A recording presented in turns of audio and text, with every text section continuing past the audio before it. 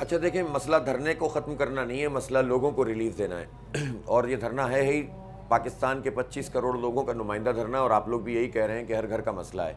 پہلے کچھ معاملات ایسے ہوتے تھے جو صرف غریبوں پہ بوجھ پڑتا تھا، اب غریب تو بیچارہ جو ہے اس کا بوجھ تو اب ہم کیا بتائیں، لیکن مڈل کلاس لوگ سب سے زیادہ تنگ ہیں، اور پھر اس کے بعد اپر مڈل کلاس، اور اب تو جو تاجر اور صنعت کار ہیں، کاروباری لوگ ہیں، وہ بھی بہت زیادہ تنگ ہو گئے۔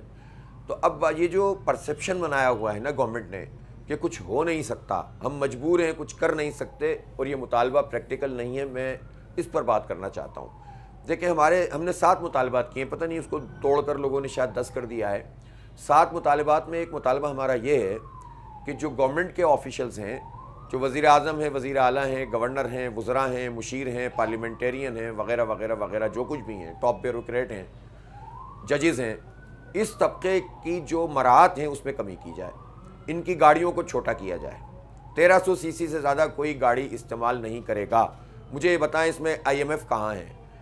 آپ صرف یہ والا کام کر لیں، اور جو بڑی گاڑیاں ہیں، جو ان کا پیٹرول کا آپ کو اندازہ ہوگا کہ جو ایوریج ہوتا ہے وہ 4، 3.5، 5 کلومیٹر پر لیٹر، اور اگر 1300 سی سی پہ آ جائیں گے تو ہو سکتا ہے آپ کو 9، 10، 11 مل جائیں گے۔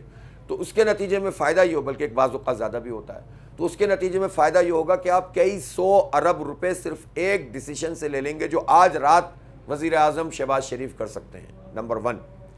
نمبر 2 بات یہ ہے کہ صرف یہی نہیں ہے کہ فری پیٹرول، بلکہ یعنی ایک تو یہ ہے کہ سرکاری گاڑیاں چھوٹی ہو جائیں، اور جو دوسری یہ ہے کہ جو ان کو فری پیٹرول الگ سے دیا ہوا ہے گھر کے یوز کے لیے، اور پھر ایک سرکاری افسر کو 1300 سی سی کی گاڑی تو ملتی ہے، لیکن وہ جو ایک پول بنا ہوتا ہے اس میں سے گاڑیاں پکڑ لیتے ہیں مختلف ڈپارٹمنٹ کی، مختلف کمیٹیوں کے نام پر گاڑیاں چل رہی ہوتی ہیں، اور ایک مزے لگے ہوئے ہیں سب کے، یعنی یہ مزے کریں، اور پاکستان کی کاروباری برادری، پاکستان کا غریب اور پاکستان کا مڈل کلاس ان بجلی کے بلوں کا بوجھ برداشت کرے، یہ تو نہیں ہوگا نا۔ تو آغاز وہاں سے کریں گے تو بات آگے بڑھ جائے گی، اس میں تو کوئی راکٹ سائنس نہیں ہے، تھوڑی سی اپنی مراعات کم کرنے اور اپنی پریشانی بڑھانے کی ضرورت ہے۔ عادی ہو گئے بڑی بڑی گاڑیوں کے، تھوڑا چھوٹی گاڑی میں آ جائیں، بڑی گاڑی استعمال کرنی، اپنی ذاتی گاڑی، ذاتی پیٹرول استعمال کریں، نمبر 1۔ نمبر 2 بات یہ کہ صرف گاڑیوں پہ ہی میں بات کر رہا ہوں، 4.5 لاکھ گاڑیاں تقریباً اس وقت سرکار کی ہیں، صوبائی، قومی، وفاقی، سب ملا کے، ان میں سے کچھ نہیں تو 1.5 لاکھ گاڑیاں جو ہیں وہ ان کی سی سی 3000 اور 4000 تک بھی ہے۔ یہ 1.5 لاکھ گاڑیوں کا اگر فروخت کریں نا تو یہ 1,500 ارب روپے ابھی مل جائے گا ان کو 1 مہینے کے اندر، ٹھیک ہے نا، 2 مہینے میں مل جائے گا۔ 2000 ارب روپے، 1,500 ارب روپے آپ لیں گے، کتنا بڑا بوجھ لوگوں کا کم ہو سکتا ہے، معیشت کا پہیہ چلنے لگے گا۔ سود کو کم کر دیں، یہ جنہوں نے 1% کم کیا ہے، یہ گریجولی ہر مہینے اگر 2% کم کرنے جائیں تو جو ان کو 43,000 ارب روپے جو انٹرنل بینکوں کے سود ہیں، ان بینکوں کے سود سے جس میں ہمیں 9,000 ارب روپے دینے پڑ رہے ہیں، وہ 4,500 ارب روپے دینے پڑیں گے۔ اور پہلی بات تو یہ ہے کہ یہ دھندا کیا ہے، پاکستان کا غریب مر رہا ہے، تاجر مر رہا ہے، صنعت کار مر رہا ہے، تباہ ہو رہا ہے، اور بینک پنپ رہے ہیں۔ بینکوں کا جو ہے اس لیے کہ حکومت اور بینکوں کا ایک ایسا اکٹھ ہے، اور سودی نظام کے تحت انہوں نے ہمیں جکڑ کر ہمیں برباد کر کے رکھا ہوا ہے۔ میں ابھی بین الاقوامی بات ہی نہیں کر رہا، یہ 3-4 میجرز میں نے آپ کو بتائے ہیں، یہ میجرز لیں تو آپ کو خود بخود ایک بہت بڑا ریلیف ملے گا۔ اچھا، اس میں آپ کو ایک بات بتاتا ہوں کہ اس سے پہلے کہ میں آئی پی پی سے بات کروں، میں صرف تنخواہ دار لوگوں کی بات کرنا چاہتا ہوں جو بہت ضروری ہے۔ تنخواہ دار لوگوں نے پچھلے سال 368 بلین روپیز پیسے جمع کرائیں انکم ٹیکس کی مد میں، اور پاکستان میں جو جاگیردار طبقہ ہے، میں چھوٹے کسان کی بات نہیں کر رہا، 5 ایکڑ والے، 10 ایکڑ والے کی، 15 سے 20 ایکڑ والا ایک مناسب ہوتا ہے، اور 20 ایکڑ سے زیادہ والے جتنے لوگ بھی ہیں ان کے پاس 40% کلٹیویٹڈ لینڈ ہے، جو 2.5 کروڑ ایکڑ بنتے ہیں۔ ان 2.5 کروڑ ایکڑز کے اوپر اگر 4 سے 5 ہزار روپے بھی سالانہ انکم ٹیکس کا یا کسی ٹیکس کا لگا دیا جائے تو یہ ایک ہیوج اماؤنٹ ہے کہ جو مل جائے گا، اور سیلریڈ کلاس جو آلریڈی پیسے دے رہی ہے ڈائریکٹ ٹیکس کی صورت میں، ان کو جو ہے وہ ریلیف ملے گا۔ پہلے ہی وہ دے رہے تھے، اور ان کو ایسا سلیب اس سال دے دیا بجٹ میں کہ ان کا بیڑا اگر ان کی تنخواہ بڑھ گئی ہے، پیسے کم ہو گئے۔ ہو سکتا ہے کہ آپ بھی اسی میں کوئی فال کرتے ہوں، میں بھی اس درد کو جانتا ہوں، اسی عمل سے گزرتا ہوں، آپ بھی اس بات کو سمجھتے ہوں گے۔ تو اس لیے تنخواہ دار لوگوں کا ٹیکس کم ہونا چاہیے، جو موجودہ سلیب لگا ہے اس کو ہٹائیں، پچھلے والا چلیں فی الحال چلنے دیں، بعد میں اس کو بھی کم کرنا چاہیے۔ تیسری بات جو آئی پی پیز کی ہے، آئی پی پیز کی قسمیں ہیں، 52% جو ہیں وہ تو ہمارے گورنمنٹ اونڈ آئی پی پیز ہیں، تو اس کے کیپیسٹی چارجز ہم کیوں ادا کریں؟ یہ تو ختم کیے جا سکتے ہیں نا. پھر گورنمنٹ سے متعلق لوگ آگے بڑھیں. شہباز شریف صاحب اپنی فیملی کی جو آئی پی پی ہے اس کی کیپیسٹی چارجز کہہ دیں کہ ہم نہیں لیں گے. بھائی ملک کے لیے قربانیاں دینے والے لوگ ہیں نا. یہ تو اتنی قربانی دے کر انہوں نے پی ڈی ایم 1 بنائی تھی, پھر قربانی دے کر اب پی ڈی ایم 2 اور 3 بنائی ہے. تو ذرا سی قربانی یہ دیں نا. ہزاروں ارب روپے تو کما چکے ہیں ملک سے ہی, اپنی اسٹیل ملوں سے, شوگر ملوں سے. یہ یعنی یہ تو حال یہ ہوتا ہے کہ گنا خرید لیتے ہیں, پیسے 6 مہینے بعد دیتے ہیں, 1 سال بعد دیتے ہیں. کورٹوں میں جا کر ان لوگوں سے پیسے لینے پڑتے ہیں.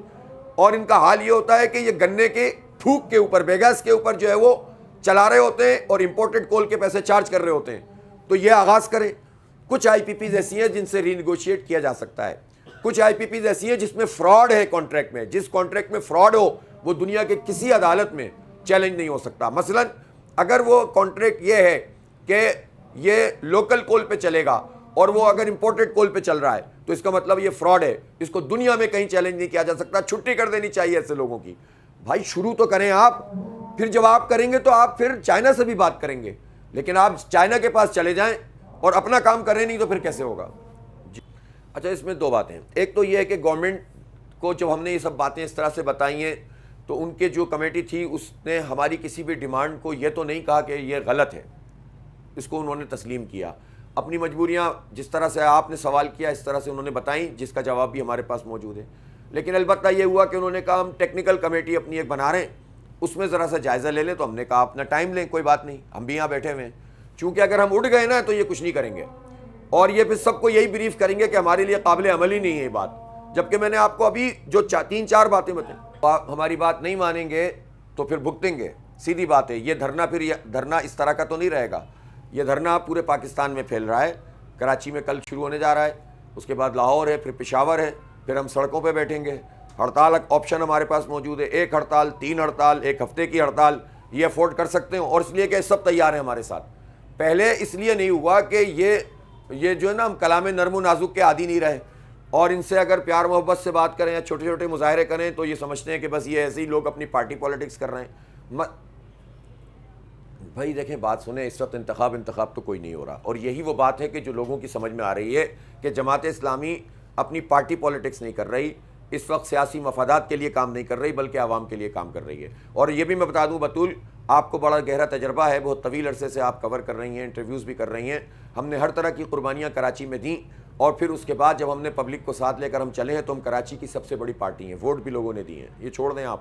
اور وہ الگ بات ہے کہ فارم 47 پر دوسرے لوگوں کو مسلط کر دیا گیا. بلدیات میں ہم نمبر 1 پارٹی تھے اور عام انتخابات میں ہم تھے یا پی ٹی آئی تھی. اور اللہ کا شکر ہے کہ کراچی کے عوام انتخابی اعتبار سے بھی ہمارے ساتھ ہیں. پاکستان کے عوام کے لیے ہمیں ابھی یہ کوئی ٹینشن نہیں ہے. انتخاب ابھی بہت دور ہے, مسئلہ بھی انتخاب کا نہیں ہے, وہ جب ہوگا تو دیکھ لیں گے. اس وقت تو ہم اپنا فرض سمجھتے ہیں کہ لوگ مرنے جا رہے ہیں, پاکستان برباد ہونے جا رہا ہے اور لوگ خودکشیاں کریں گے, منشیات کے عادی بنیں گے. ملک سب چھوڑ کے نہیں جا سکتے. نوجوان مایوس ہو رہے ہیں, یہ ملک برباد ہو رہا ہے.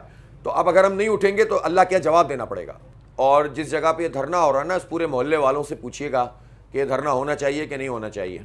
دیکھیں لوگوں کا کہ کامن سینس بہت اب آگے بڑھ گیا ہے. یہ باتیں ظاہر گورنمنٹ کی طرف سے آتی ہیں کہ یوں ہو گیا اور لوگوں کو تکلیف ہو رہی ہے.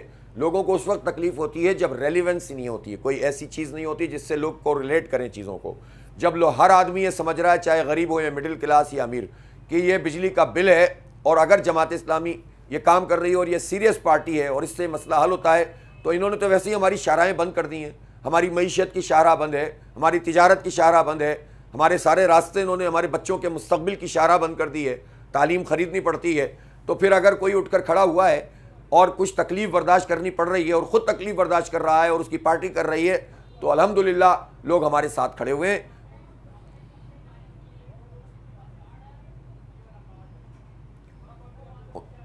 نہیں, انہوں نے حمایت کا اعلان کیا, میں اس کو ویلکم کرتا ہوں, خیر مقدم کرتا ہوں. اور میں تو تمام پولیٹیکل ورکرز کسی بھی پارٹی کے ہوں, پی ٹی آئی سمیت, وہ سب سمجھتے ہیں کہ یہ ہونا چاہیے اور یہ سب کی آواز ہے.